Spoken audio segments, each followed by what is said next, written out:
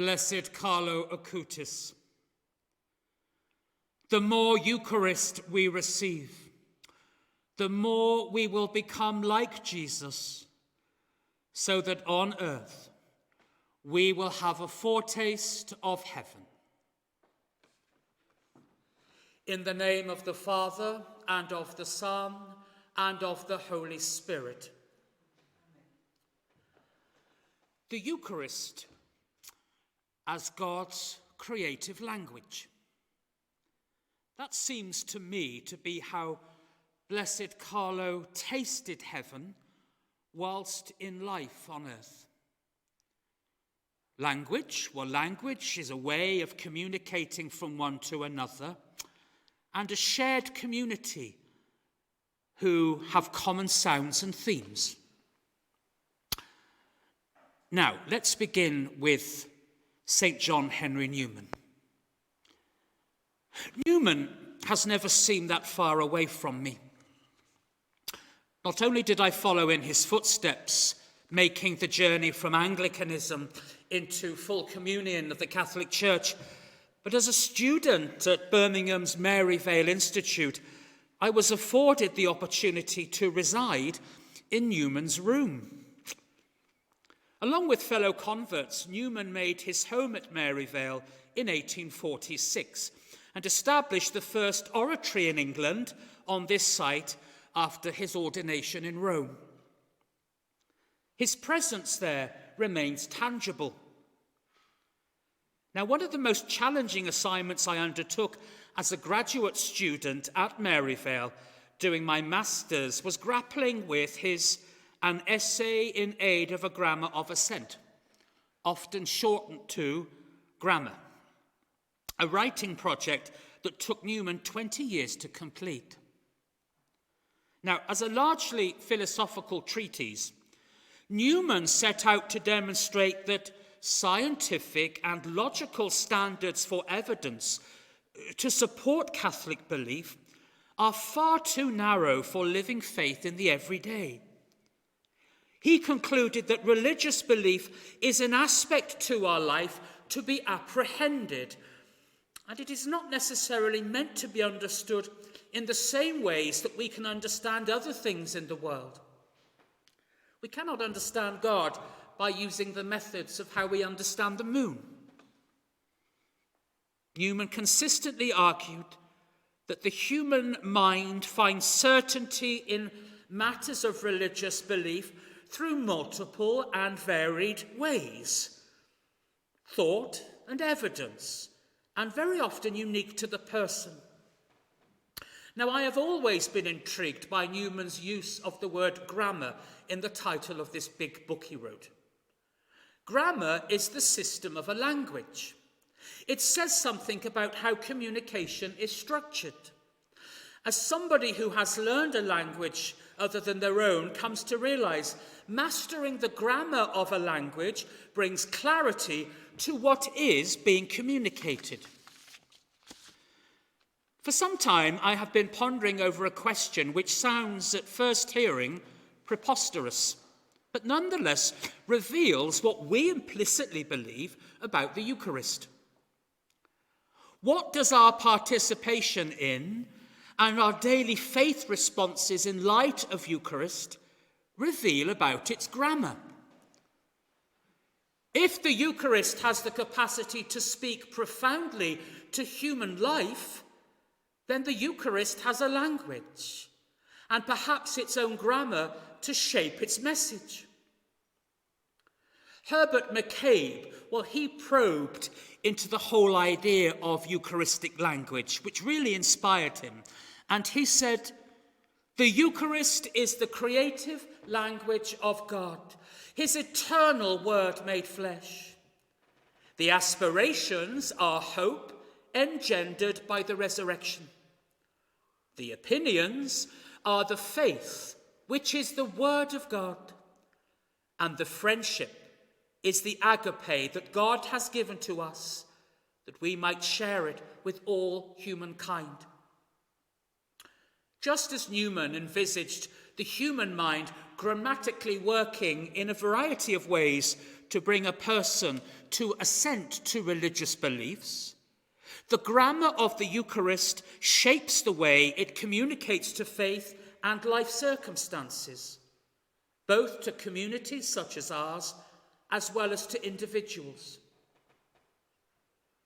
On a broader scale, Eucharistic language has something to say to societies. Writing of the necessity for Catholicity to take sacramental imagination seriously as a way of perceiving and as a way of living in the world, Anthony Godzieber added that religion's crucial role in contemporary society is to recognize and actively disclose the otherness that is sacred.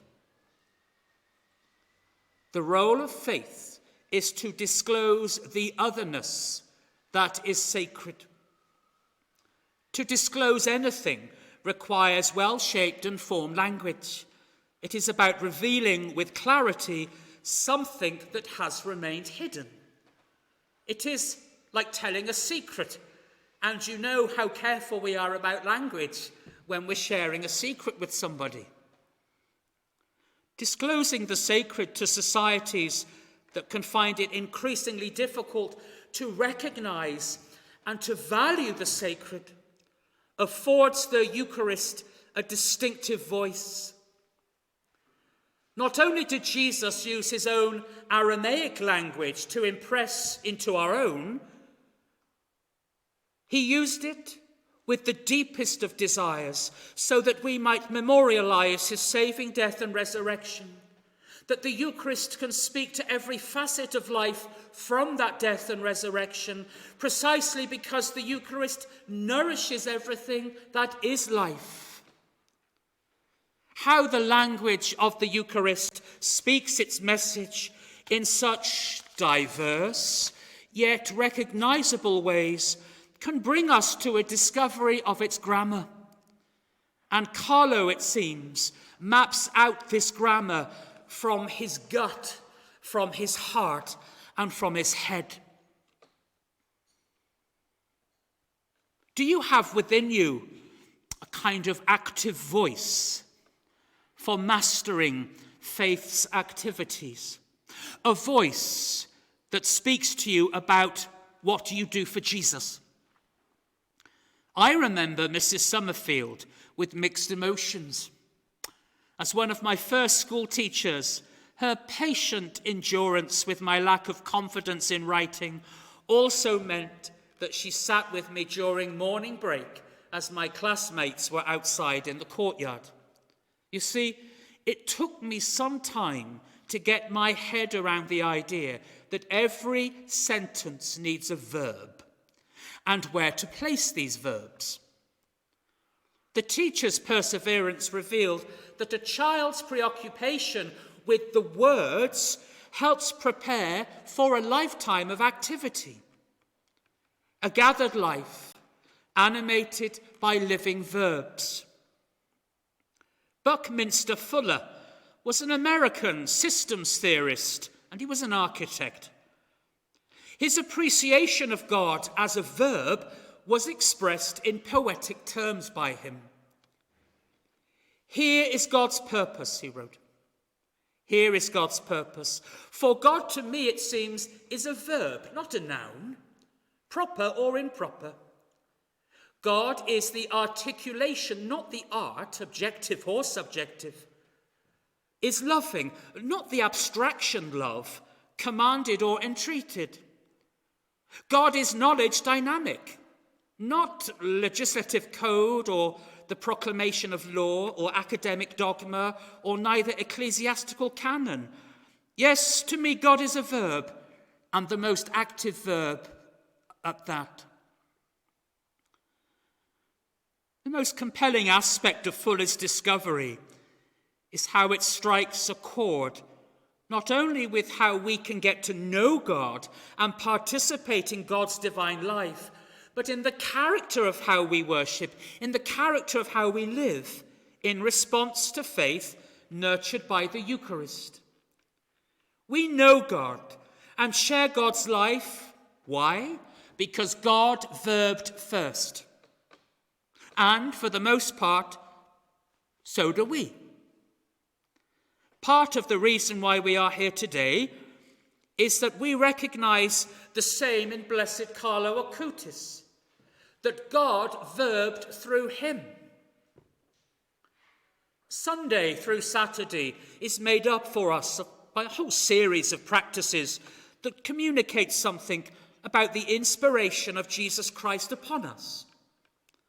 Very often, it is through simple things, simple mundane actions that we undertake in response to opportunities that life throws at us.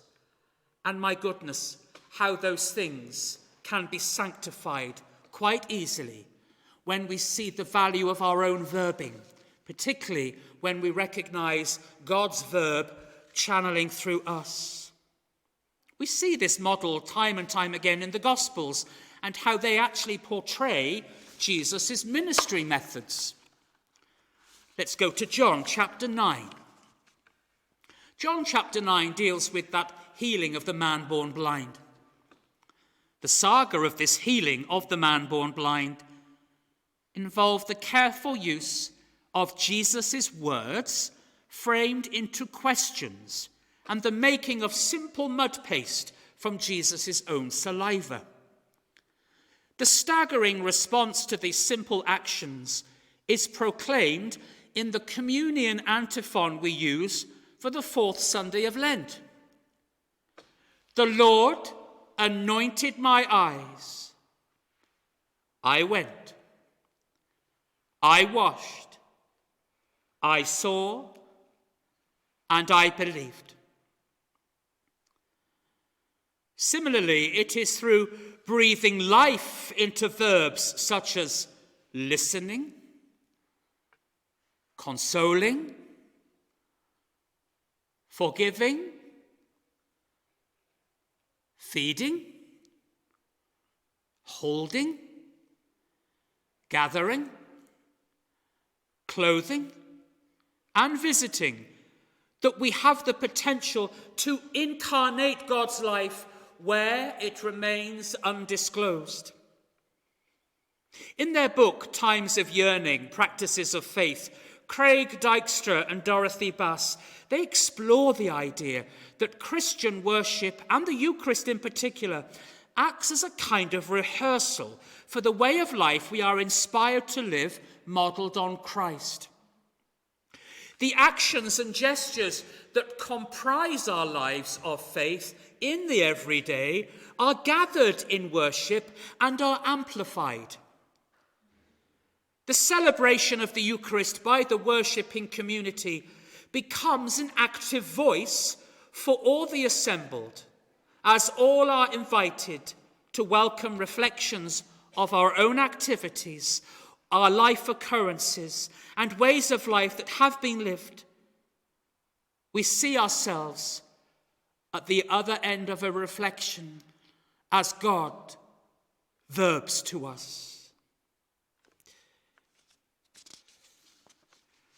The notion, the whole idea of rehearsal can be an interesting one, especially for those of us who were socialized into faith as children. Children verb faith with comparable ease next to adults. Just listen to Carlo's mother online as she gives testimony to Carlo's very natural way of doing faith in very uncomplicated ways. Rehearsing what Christian life and worship means for children is predominantly practical and repetitive because doing and touching impresses more than hearing and seeing for the child. There is something eminently childlike in being able to comprehend both the need and the value of allowing the Eucharist to have its active voice, so that the verb which gather up our lives of faith, that verb becomes increasingly Christ-centered. Young children are not particularly interested in the end product of their work. but in the doing of it, over and over and over again. Children reflect on the truths of the faith in a circular rather than linear fashion. Like our liturgical calendar, our liturgical year, children will return again and again and again to the themes they find essential and continually draw new connections between these themes. Generally, while in the process of working with a familiar material or artwork. You should have known me at the age of 8. You were inspired by my teddy bear masses. But it's all in the doing. Children do this with so much beauty and ease. It is certainly an interesting prospect that the capacity to verb faith has already been part of us. To verb faith has already been weaved into who we were and what we did in our former years. Perhaps it is that kind of realization, and from our own childhood recollections of grappling with God and faith matters, that the patterns as to how the Eucharist speaks audibly into life were received already with childlike awe and accompanied by busy, very busy, creative hands.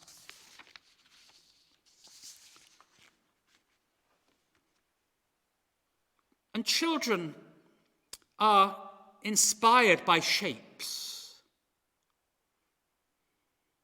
There is a shape, I think, to Eucharistic grammar. And the shape is a round, in the round. What Blessed Carlo received, he passed on to who was at hand, a way of life which we all do.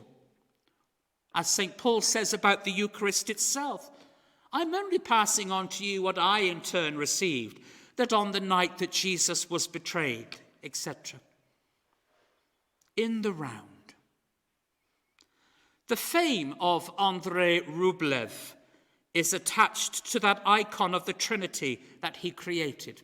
You'll know the one straight away. Born around 1360, Rublev produced many sacred images in and around Moscow, but the image of the 3 gold-winged figures seated in the round is recognizable the world over. The scene is a representation of Abraham receiving 3 visitors as he camps by the oak of Mamre, and all this is told in Genesis 18. As he serves his guests a meal, Abraham seems to be communicating directly with God.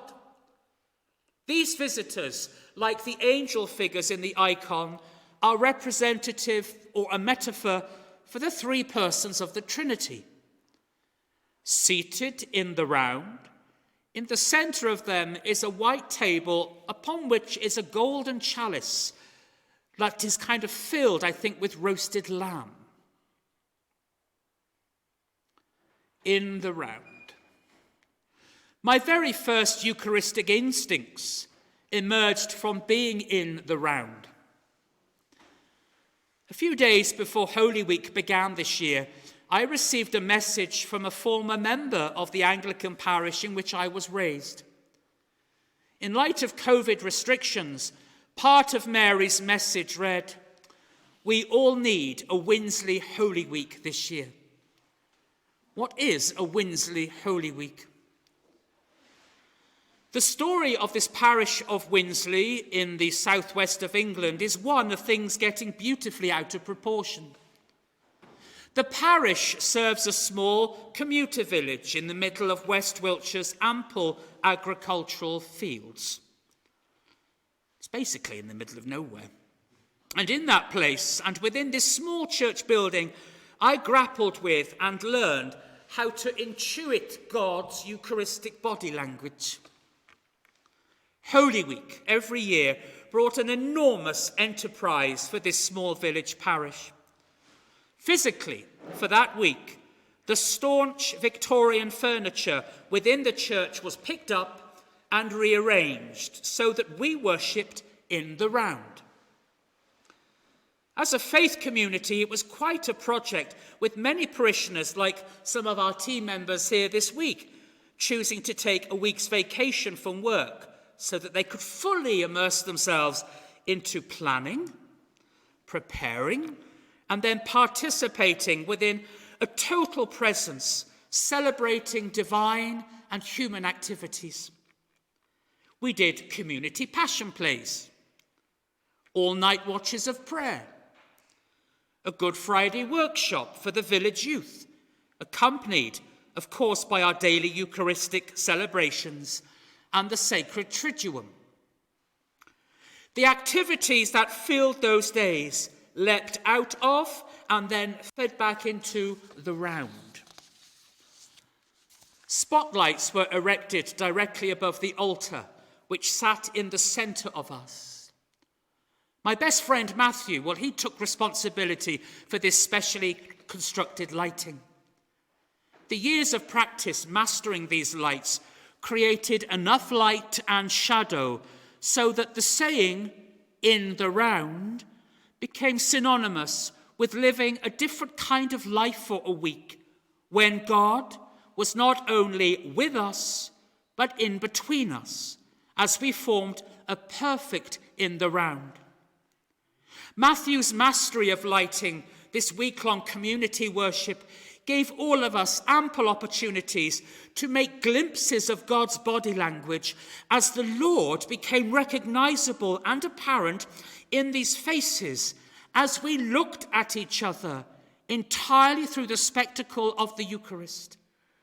However, wherever you looked in that church, you had to look through the Eucharist to see the other person. And suddenly we realized that God was alive. God was always there. And God has a purpose for these people whom normally sat in this fashion, you just see the people's back, right? However you looked at these people in the round, you had to look through the Eucharist. Now, in retrospect, I now see that we grew into becoming a people, a village community of hospitality, of welcoming Eucharistic grammar shaping our lives, and then how we would use our own language to talk about what God was doing. Just as Rublev's icon pictures for us Abraham's hospitality, in the same way, we learned as Eucharistic people to welcome God through his Eucharistic body language, as his life was made evident in the round. To the praise and to the glory of God, we have before us tonight our international exhibition, the saintly youthfulness of a short life, incarnated in Blessed Carlo Acutis, who lived his life in the round, and who in the same way, whenever he looked at another, he looked at them through the Eucharist. There was no lens, there was no window, there was no spectacle that was without the Eucharistic Christ as his filter. The Eucharist speaks. The Eucharist has its grammar to shape its voice. And my goodness, let us always try to master that language, not only for ourselves, but for the sake of the salvation of the world.